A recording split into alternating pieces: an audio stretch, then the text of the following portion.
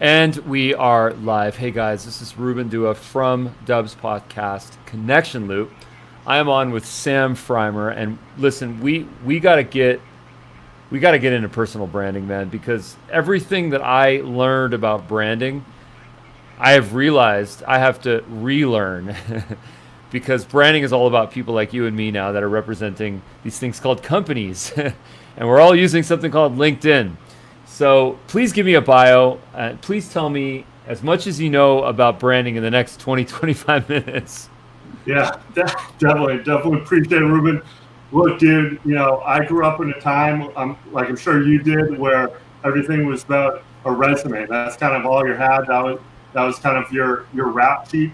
But nowadays, when you're representing your company or your own personal brand, you got to do more than that. So LinkedIn's one of those primary platforms where, it used to be like, hey, this is just a networking space, but now it's a lot more. It's a place where you can launch your personal brand and you can grow your personal brand, which has many benefits. You can help grow your income doing a side hustle. My 9 to 5, dude, is healthcare marketing, but my 5 to 9 is resume rebuilds. And there will be a time when there will be no more resumes. You'll just have your personal brand out there, and people will say, "Hey, what's the scoop with Ruben Dua? What's he doing? What's he all about? What's his skill set? I got this role open on my squad. I want to know if we can get Ruben in there." And they'll go check out your LinkedIn profile, your other social profiles, and see what you're all about in real time, and it stays updated. Wow, man. Well, it's funny that you should mention about resumes because I'm actually looking to hire a junior marketing specialist with 15 years of experience in HubSpot, and I want to pay minimum wage. Just kidding. We're gonna get into that because you have a massively viral LinkedIn post that got over 14,000 likes, 1,700 comments on how unreasonable people are when it comes to hiring, recruiting, resumes, talent. So I want to get into that in a little bit. For sure. So tell me something. What would you say your catalyst for your space is? Like, what was your kind of aha moment where you said, you know what, this is my purpose? Yeah, definitely. So it's really funny. I got into personal branding and resume rebuilds by accident.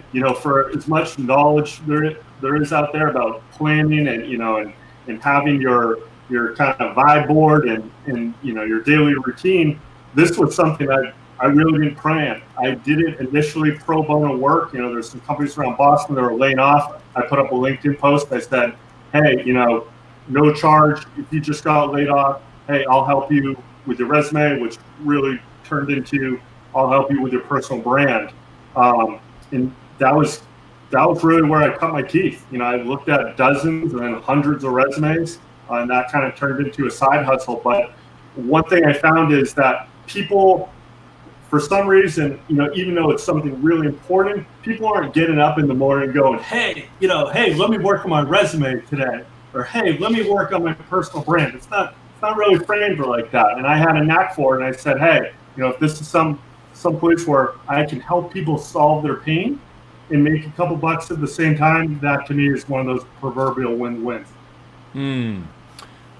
Well, I think what's really interesting about this is that a couple of things happened here, if I'm not mistaken. So number one is, you have an entrepreneurial mindset, you have a hustle, you have a desire to succeed, to provide value. So you kind of figured out what it is that you're doing from, as you say, 9 to 5, and then what you're going to be doing from 5 to 9. Number one. Number two is that you found a need in the marketplace, product market fit, because people need help rewriting their resumes because resumes now are going through these machines and everything's getting scanned and the keywords and there's so much kind of confusion that people have.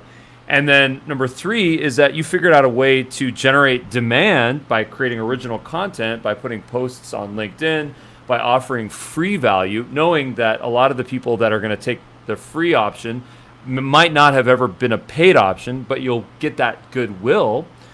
And then by going through this whole process and documenting the process, you have a content calendar of information and content and videos that you can now post on LinkedIn to attract new clients. That's a perfect cycle that you created, a perfect machine. Did you think about that before you kind of kick this effort off, or did the ecosystem just kind of build itself? So, long before I was posting consistently on LinkedIn, that platform existed. That there was already a ecosystem, so to speak, of millions of members signing up to do professional networking. So I guess from that angle, I kind of grabbed onto the LinkedIn coattails for a second, and that has helped me on this ride. With that being said, I kind of got into it by accident. I think there was a tipping point where I realized if you post authentic content, if you post things that are engaging, if you post things that your audience cares about, if you post things that will help someone solve their pain, not necessarily your pains, then that's a positive cycle.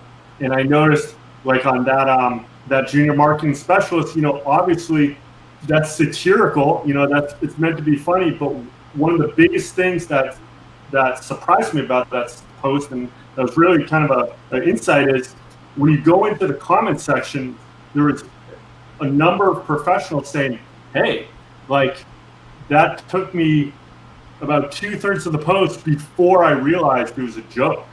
So in other words, there's the, while it's fun, it's meant in jest, it's meant to be funny, it actually mirrors some of these years of experience required for a junior role. It's like asking someone to have professional experience before they get to the internship, which is pretty wild in my mind. Well, I mean, the reason why I really resonate to this post and to this content is because you just described me. Literally, this post describes my skill. Like, if you look at my resume, which I haven't updated in a while, and it's probably very bad, but it's basically this. Like, I've been on HubSpot, I've been on Salesforce, I've been on Marketo, I've been doing AdWords, I've been on all these platforms. and I say to myself, my goodness, that's true. People are looking for tremendous amount of experience. People that have learned so much through so much experience, and guess what? They don't want to pay a lot, and they don't want to give the reward that person deserves, and they don't want to respect the process and what that person has to bring to the table. So I think that kind of inherent selfishness is a problem that we need to solve. We need to figure out. I also think that there's a massive correction that's happening right now, because a lot of, ironically enough, I don't know if this was intentional, but this post is about marketing automation, right? And I think what's happening is, historically in marketing automation, it was, demand generation, inbound generators that have all this technical experience, that build these workflows up, that work with all these folks, designers, writers, personalities, podcasters, and then they create this ecosystem of content to generate leads and ultimately sales. And I think that the break here, and the what I want to call the market correction here, is that you actually don't need to have all this quote unquote talent. Now I feel like we're all empowered to do a lot of these things with simple technology for marketing automation, simple ways to create content, to create ebooks, to create videos, simple ways to deploy that, whether it's a drip email campaign or whether it's a social post on LinkedIn. Now a lot of the playing field has been leveled out. So now all of us can become one of these high skill people. So I feel like there was like a secondary message that I kind of pulled from this post with respect to accessibility. So yeah, I just wanted to kind of throw that at you and get your feedback on that. Yeah, absolutely. So certainly, like looking at the tech stack, if you will, there's some of these fancier tools that, to be frank, didn't exist decades ago. Part of the satire there is when you see a job posting and they list 10 years of experience, 15 years of experience from a technology that didn't even exist back then. I think HubSpot was, they launched, or they came to market like somewhere around 2006. Yeah, I was going to say 2007. No, you're totally right. Yeah. Right around that time frame. So when you really think about it, like, unless you're like a super early adopter, beta, day one person who've used it every day since, which is going to be, that much of the market, for the most part, those people don't exist, except for a very, very small niche. So when you see these types of job descriptions that have some frequency and regularity, where you're asking for decades of experience, sometimes for an entry level role, it's kind of crazy, right? I do think nowadays, if you look at something like the HubSpot Academy, Ruben can go over there tonight, and I've never used the platform before, and upskill very, very quickly. I mean, that ramp up can be like that when you start looking at all these kind of self-service tools, webinars, hand-holding by a subject matter expert. Like, it doesn't take someone years to be good at a HubSpot, a Salesforce, insert platform here. And I think that pushes the barometer even further, in the sense that, like, when you put up a job posting, maybe you want someone really solid where they've used it for a couple of years, but not decades, right? Right. Well, I think the other hilarious part about this is that, to your point, is that, two notes here. Number one is that I got a handful of HubSpot certifications in a 72-hour period. I went heads down. I watched every single video. I studied every single course, and then I took all the exams, and I passed them pretty well because I had been using the platform for a while. And all of a sudden, I was HubSpot certified in a bunch of stuff, email and demand generation and inbound. And, that process was kind of interesting for me, because I realized, well, not only is it a stamp on my resume, but, it's kind of meaningless, because if you don't know how to develop a strategy, that's not really going to do anything for you. And guess what? Using the platform for 100 million years, that doesn't give you the experience. It's actually using it recently with the new world efforts, in the right ways, because using HubSpot now versus using it, 7 years ago is very differently. So just another kind of a note on this. I love what you said, that, the level of experience that people are looking for satirically doesn't exist, but it's also more relevant how recent that information is. I'm always overly cautious when I put the number of years of experience that I have for a skill set, because, and I don't know if this is a thing about ageism, but I say, well, if I put 10 years, I don't know. What if they say, oh, well, this person's gonna, sometimes that enters my mind, and I don't know if that's kind of a taboo topic, ageism and hiring and whatnot. But, these are things that enter people's minds. Like, oh, if this person has 10 years of experience, then they're going to want a ton of money. What if I get someone that's much younger that's going to cost much less? So, I'd love to understand your take on that, on sort of the reverse effect of putting that you have too much experience, i.e. this person is going to be too overqualified or overexpensive. Yeah, absolutely. And there's a couple different things to unpack there, so I can organize it all in my Sammy brain. We'll put it all on the table. One is ageism is real. So if someone sees 15 years of HubSpot experience versus 2 years, for that hiring manager / recruiter, they could go, oh, we just need kind of the core foundation. So if we go for this young person, we'll get them for cheaper, and they can learn. Man, when you were talking about, hey, what have you done for me recently? That's something where I think there's the reverse, where they could also think, and I just started percolating on this. Hey, this person, that's young, maybe they're super sharp, and they by graduating college 3.5 years ago, they've been jumped in head first into this new world of tools, and maybe they're sharp. But I got to be honest with you, Ruben, I can't tell you how many people I've talked to on LinkedIn and offline about, they have this amazing skill set, and it's proven, they've proven it with metrics and results, and they say, Sam, I can't get a damn interview because I have so much experience, because I'm 15, 20 years into the game. Even if I'm jumping into a new industry, I have a transferable skill set. But the second a recruiter sees my resume, LinkedIn profile, even with a referral, they're going, yeah, but they're going to be 30% more, 50% more than we want to pay. So in their head, they go, why am I going to burn some valuable time talking to them? And I think that's an unfortunate thought process. But again, to your point, you can on ramp quickly. And the example I always use is, knowing, like, putting on your resume a certification about XYZ platform, that's not the same thing as actually delivering the results. I'm fortunate enough, I've run a couple marathons in my day, but I'll give you a personal Sammy Frymer guarantee. Running 26.2 miles is a different life experience and skill set than writing a book on how to run a marathon.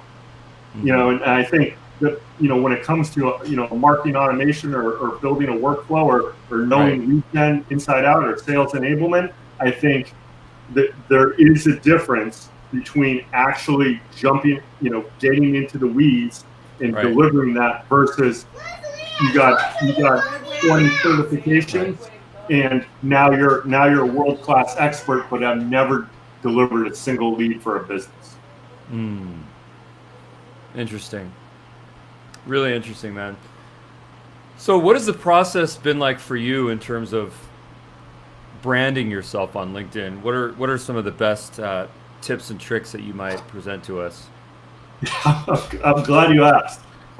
It's funny when you think about a stranger landing on your LinkedIn profile, not unlike a resume or a booth you set up at a live event, they're going to want to see a complete profile. So I would start off with the nuts and bolts and the basics, making sure you have a recent profile picture, making sure you have a cover or banner photo that represents one of your passions or something with your industry. For your headline, it doesn't have to be sales manager at XYZ Corp, marketing manager at ABC Foundation. It can be, marketing leader or marketing leader that delivers, 20,000 leads a year on average. It can have some more meat to it. So I would say, the above the fold, the second someone hits your profile, make sure you have that stuff filled out. Another best practice or tip I would say is in the summary, don't have it like one sentence where it's just, engineer at Facebook, right? Talk about your passions, talk about some of your history, talk about if you were to wave a magic wand and describe a perfect work environment for yourself, what ingredients would that be in?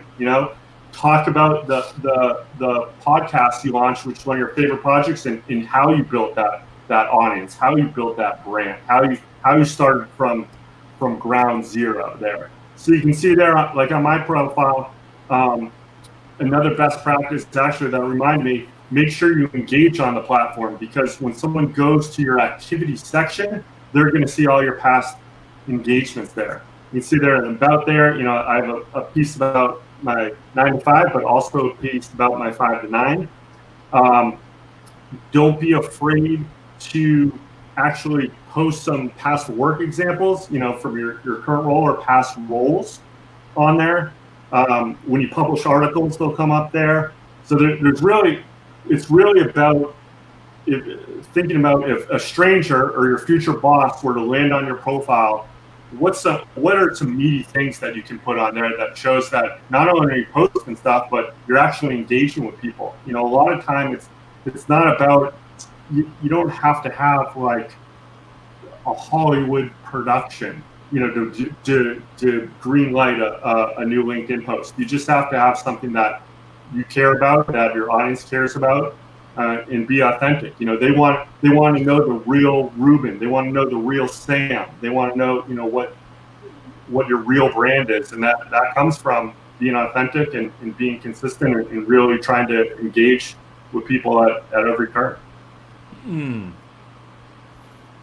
Very cool, man. Very educational. Have you ever considered selling LinkedIn bio writing in addition to resume rebuilds?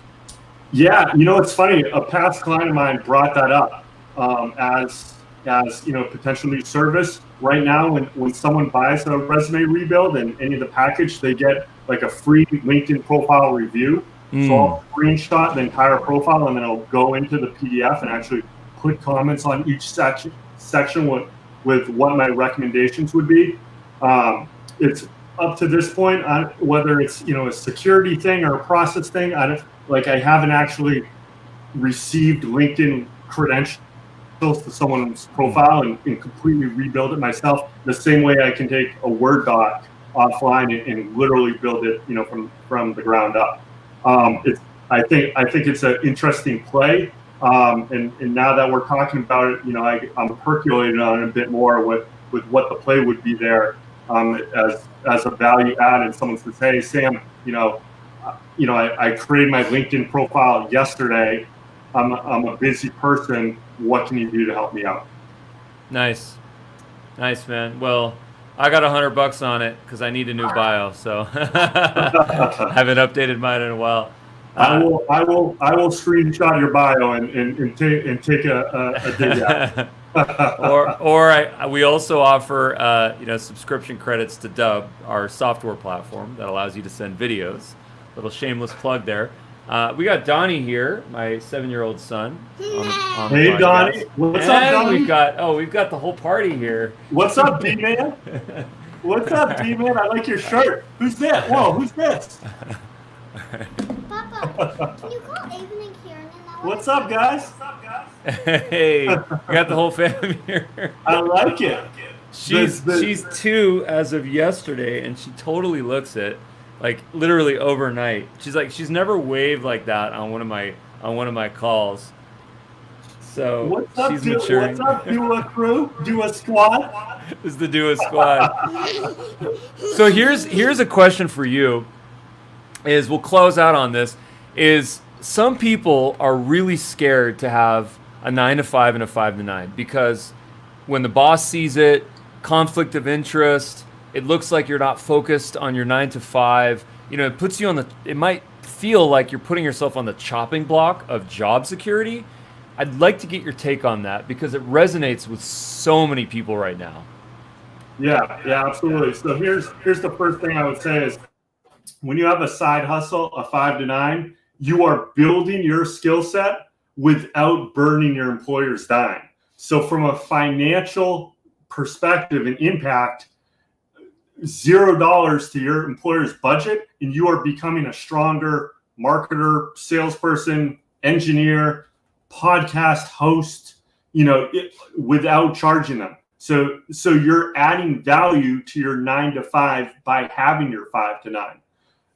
We were talking about certifications earlier, or just jumping in headfirst to a new platform. That's a perfect thing to do on your 5 to 9. You can jump in there and make mistakes. And instead of it showing up on your employer's brand, it's showing up on your authentic personal brand, which means A, you're being real. You're saying, I don't have all the answers, but I'm learning every day and I'm upskilling. Again, another thing you can bring to your employer. And third is I would throw out a consistently cited stat where when you graduate with your college degree, there's many cases where when you in the middle part of your career, your end of the career, you won't be doing the same thing that you graduated with. So you can take your 5 to 9 and start dabbling in it, start testing some of those transferable skills.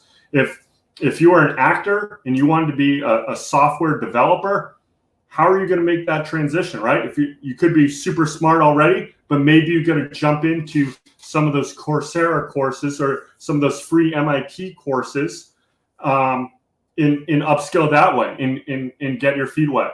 So I think it's a real value add to your employer. Totally understandable that I think in some of the old school settings, those legacy employers will go, ooh, well, I don't know, like are they paying attention? But if you keep it separate enough, you can do both and really excel in both, and you can take some of those insights that you learned offline and bring them online with your employer. And I think the new modern brands recognize that, and they give you enough runway where you can do both, and you're measured based upon what you actually delivered and not when you're punching the clock. Nice, man. That's golden advice, man. I think a lot of people need to hear that. So where can people connect with you? Website, LinkedIn, social handles? Yeah, absolutely. On both LinkedIn, or I should say LinkedIn first, it's just LinkedIn / my name. Twitter, some Instagram at Frymdog, FRYNDOG, so just half my last name and then dog. If people want to email me, samuel.frymer@gmail.com. I don't have an agency. I check all my own social feeds and in my inbox, so definitely hit me up. Nice, man. Thank you so much, Sam, for your time. Appreciate it. Hey, you got it. Hey, it was a real pleasure, Mr. Dua. It was great seeing you, and it was also great seeing that Dua clan over there.